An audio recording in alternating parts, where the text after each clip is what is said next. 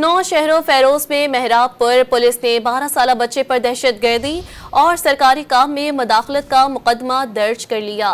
वालिदैन मुतासरा बच्चे को लेकर जमानत के लिए मकामी अदालत पहुंच गए, जिसके बाद अदालत ने इसको नौ शहरों फेरोज में मेहराबपुर का ये केस था जिसके खिलाफ उन्होंने मुकदमा दर्ज कर लिया। पुलिस ने 12 साल बच्चे पर दहशतगर्दी और सरकारी काम में मदाखलत का मुकदमा दर्ज किया था।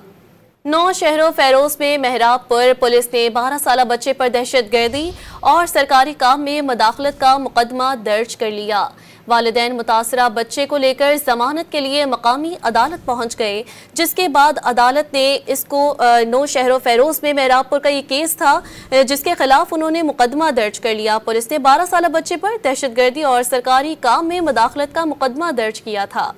नौ शहरों फेरोज में मेहराबपुर पुलिस ने 12 साल बच्चे पर दहशतगर्दी और सरकारी काम में मदाखलत का मुकदमा दर्ज कर लिया। वालिदैन मुतासरा बच्चे को लेकर जमानत के लिए मकामी अदालत पहुंच गए, जिसके बाद अदालत ने इसको नौ शहरों फेरोज में मेहराबपुर का ये केस था जिसके खिलाफ उन्होंने मुकदमा दर्ज कर लिया। पुलिस ने 12 साल बच्चे पर दहशतगर्दी और सरकारी काम में मदाखलत का मुकदमा दर्ज किया था।